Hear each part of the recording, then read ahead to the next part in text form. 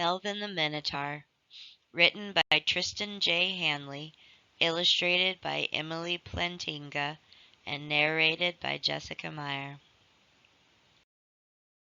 Print copyright 2016 by First Class Press. Video copyright 2018 by Mousegate Press. Once long ago, in the land called Crete, there was a great mountain that soared to the sky. Its name was Mount Ida, and on it there lived a creature unlike any other. This creature was a Minotaur. He was half human and half bull. His name was Melvin, and he built a great house on the side of the mountain. Melvin loved puzzles, so he used stone, wood, and hedge to build a great maze. This was Melvin's home, and he called it the Labyrinth. Melvin spent long days getting lost and finding himself in his home. Sometimes he would draw maps. Some days he used balls of twine or trails of dirt. And some nights he would let the stars guide his way through the maze. Melvin grew lonely being by himself. Only he dared to brave Ida's slopes. He wanted friends to solve puzzles with and to share his wonderful home. He got an idea. In the labyrinth he built a tower. He would climb it and search Crete for friends.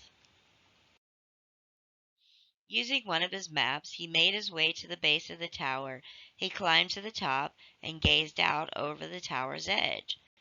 Melvin saw a forest at the bottom of the mountain, which led to a valley, and beyond that a fishing village. Melvin made his way down the mountainside, through the forest, and into the valley. In the valley was a herd of cows. He tried to play games with them, but they weren't interested in Melvin or his games. They just wanted to eat grass. Once when the bulls charged, Melvin tried racing them, but he was too fast on his two legs. Melvin decided to try the village next. Outside the town were a group of children playing skipping games. Melvin leaped to join them, but the children screamed and ran indoors. When their parents saw Melvin, they screamed, "Monster!" and chased him out of town. The gloomy bull started his way home. By the time he arrived, a thunderstorm covered the island. Through thick sheets of rain, Melvin saw bolts of lightning strike the forest, starting a fire.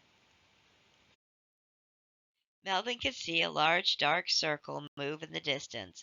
The herd was racing in panic. They had started a stampede. Melvin knew the herd would destroy the village if he didn't help.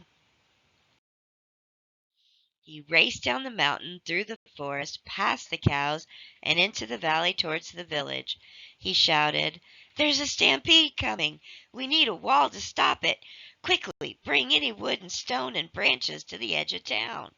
Melvin spoke so forcefully that they all raced to help. The villagers brought the materials, and Melvin set them to work building a wall. Melvin finished the last space in the wall by lifting a boat out of the harbor and plunging it into the gap. Just as he did so, the herd came out of the valley. They charged towards the village, coming close enough for the villagers to hear their breath. Finally, the stampede turned, racing along the wall and away from the town. Melvin had saved the village.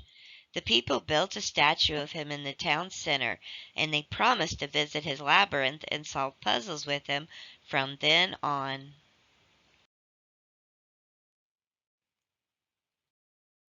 The end.